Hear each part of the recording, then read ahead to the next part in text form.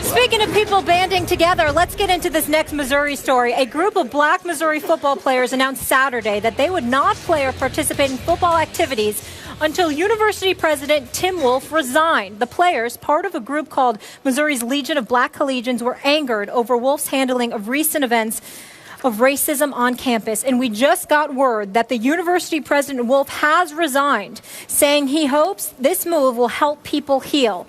No word from the players at this point. Stephen A., what's your reaction?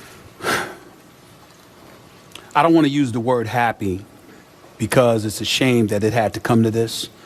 An individual by the name of Mr. Wolf, Tom Wolf, the president of the university, lost his job. That's certainly not a cause for celebration. It's sad that it had to come to this, but it was necessary. He had to go. And he had to go, ladies and gentlemen, because as the president of a university, of an institution for higher learning, there were problems that obviously existed at this university.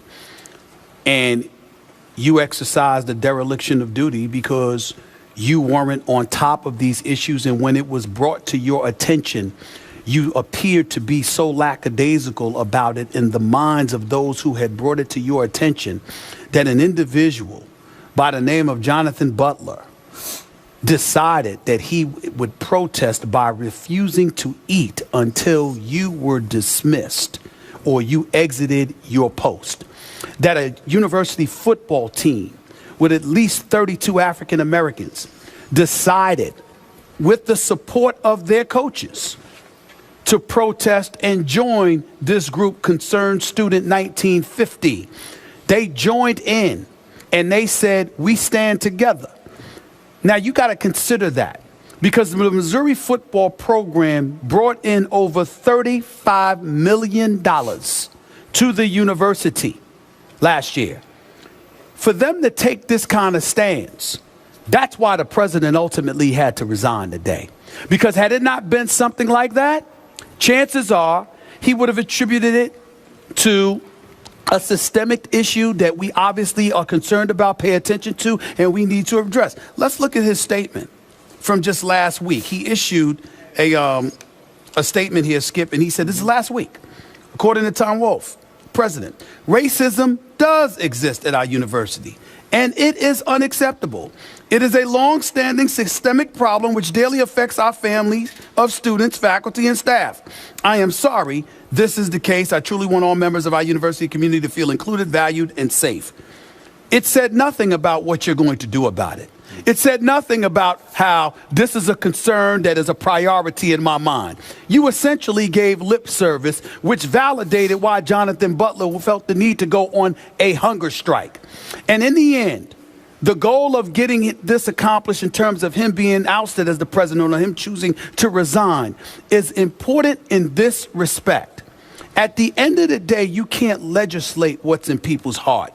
People are going to feel what they feel.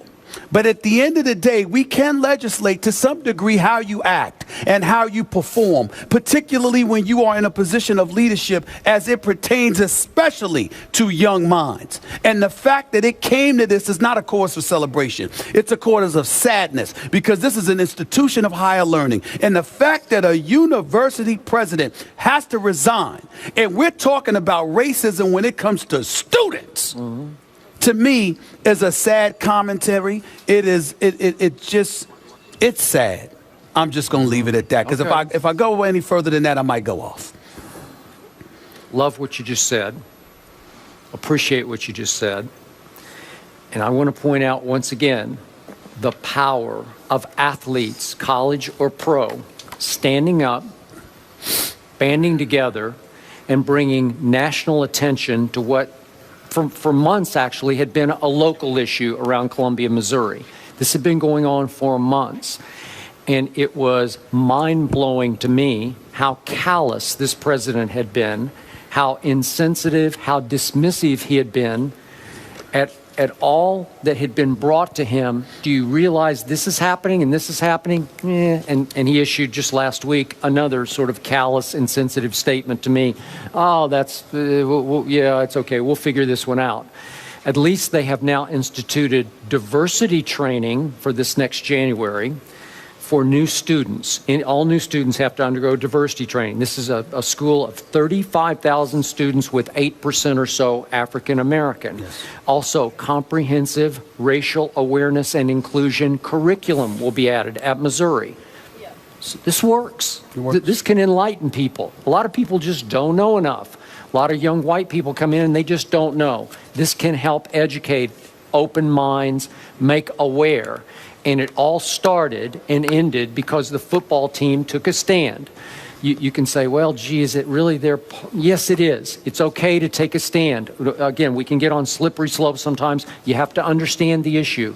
But you thought this was a very serious issue because all those black students, members of this, what's it called, 1950? Yes. Because that was the first year that they had a black student. That's right. At Concerned student 1950. Okay, every member of that group felt that they were in peril, man. They needed something done here. And again, you can't stamp out racism. Right. We know that. But you can educate and enlighten enough that you begin to open minds and come to some meeting of those minds. Let me ruffle a few feathers here. Don't worry, Chuck. Don't get nervous. It's our editor. Let me be very, very clear. In this particular situation, it was more than appropriate. It was the right action to take. And to white Americans out there, accept the reality that to some level, racism still exists. Sure. It's just inescapable. It's a reality. Definitely But still to exists. black America, let me make this statement. Everyone who's white is not racist. And it's important to point that out because with this particular incident, it was warranted.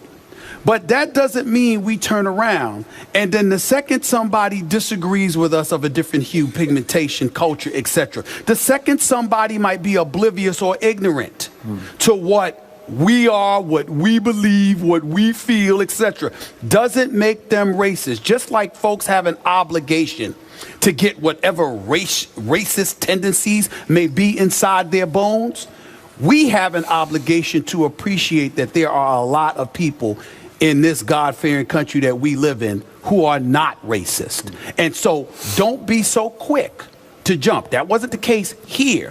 This was valid. But there are some folks out there that will use this as an excuse to jump on every issue and attach racism to every issue, when it may not be that. It may be that somebody just doesn't like you. Let's be clear about that and understand the importance of deciphering the difference, because when it comes to legislating what's in somebody's heart, more often than not, you can't tell. So just learn, again, in this incident, it's apropos what happened. I support it 1,000%. But don't think that this incident is every incident. Well said. Yes, and it's a shame that the football players had to do this still in 2015, that But they it needs were right to be to done, do but it. they were right. They stuck together, and it was impactful, and I give Gary Pinkel credit, too, to stand behind them as well. And Lot of speaking credit. of wonderful people who stand together, here are servicemen and women. When we come back, we put a bow on our Veterans Day special here at Westover Air Reserve Base. Brady versus Rodgers. Who's the best in the NFL? We'll get into that next. Stay here.